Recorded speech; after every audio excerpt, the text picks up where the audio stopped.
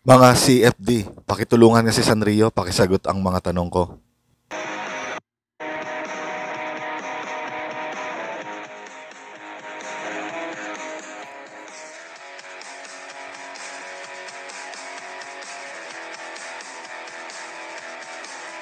Isang magandang araw po sa inyong lahat at tayo po ay mag-aaral muli ng salita ng Panginoon. At kung first time nyo pa lamang po sa YouTube channel na to, ang channel na ito ay nagtuturo ng patungkol sa Bible. At kung sakaling magkaiba man po yung ating paniniwala ay maganda na makinig pa rin tayo at nang sa ganun ay matuto tayo sa paniniwala ng iba. So ngayon po ang content natin ay patungkol po sa i-challenge natin hindi na lang si Sanrio, no, yung buong CFD. Pakitulungan naman to si Sanrio kasi sabi ko kung ako yung Roman Catholic members, naguguluhan ako sa mga pinagsasabi niya eh. Hindi ko lang alam no sa ibang mga Catholic members, ano-ano parang ang weird na mga pinagsasabi niya regarding sa mga aral ng Katoliko. So ngayon, ito yung parang challenge ko sa inyo sa lahat ng CFD. Pakitulungan to no si Sanrio at may mga itatanong ako. Sana ay mayroong makasagot din sa inyo. Ang gagawin natin ay meron akong ipapakitang short clip tapos sa magitan ng short clip na yon doon ako magbe-base ng mga itatanong. Pagkakasulat. Nung sinulat to, ano ba yung naging dahilan bakit ganito yung pagkakasabi? That is exegesis. So when you are only using exegesis, Martin Luther ka, because Martin Luther use only exegesis, kaya nga heretical. Heresy, heretical, heretiko, sinungaling, bula ang propeta, bula ang mangangaral. Pag exegesis lang ang gagamitin mo. Ang pagkakabuo, pagkakacompiled ng Bible, every verses, every chapters, nang binabasa natin sa Bible, meron niyang mga exegetical context. So yun yung sinabi niya, no? Ito yung challenge ko sa lahat ng CFD. Tanong, no?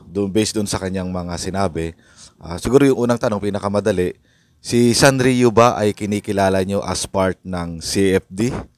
Yun yung unang tanong, no? Pangalawa, yung sinasabi ni Sanrio na exegetical context, naniniwala ba kayo doon?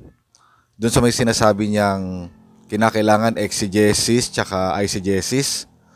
Kapag ka eisegesis daw ang ginamit ay bulaan propeta, bulaang mangangaral, peke, ganon.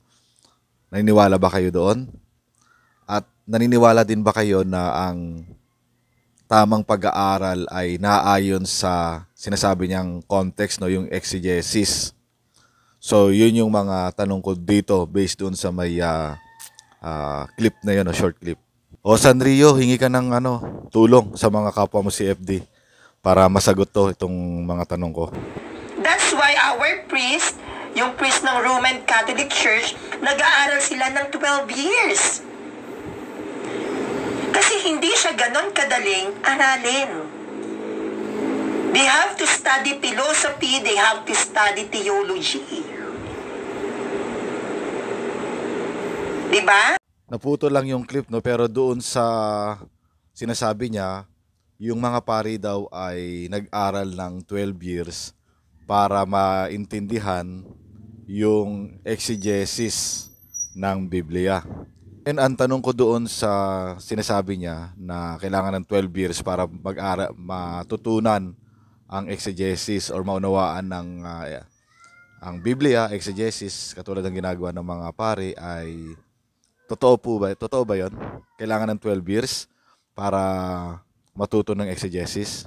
Then sabi pa niya, no, kapag pinagpatuloy pa natin yung clip na 'yon, nabuo daw yung doctrine bago ang Bible exegesis. Ang tanong ko, totoo ba 'yon na nauna yung doctrine bago ang Bible exegesis, o nauna muna yung Bible exegesis bago makabuo ng doctrine?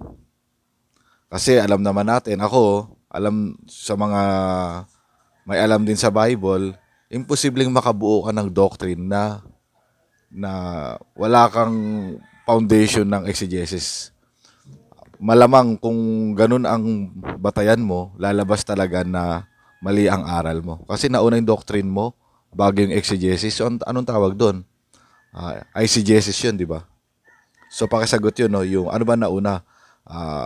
Exegesis muna bago doctrine o doctrine muna bago exegesis? Last na tanong ko, no? Kung naniniwala kayo sa sinasabi ni Sanrio na mahalaga ang Bible context, exegesis, pwede nyo ba kaming pakitaan kung paano ginagawa yon?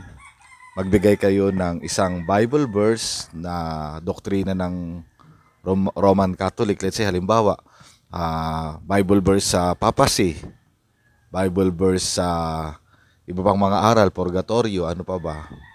Mga panalangin sa patay, mga gano'n, no? So marami kayong mga doktrina, di ba? At meron kayong ginagamit na Bible verse. Pwede nyo bang ipakita sa akin o sa amin kung papaano nyo ginagawa yung sinasabi ni Sanrio ng Bible exegesis na kinakailangan alamin, kilalanin kung sino yung sumulat, kailan sinulat, gano'n. Tapos papaliwanag lahat ng context, hindi lang yung verse na yun, kundi yung context, no? Pwede nyo bang ipakita sa amin? Baka kasi iba yung ginagawa namin at iba naman pala sa inyo. Baka maunawaan pa namin, no? So, yun yung mga hamon ko sa CFD Defender.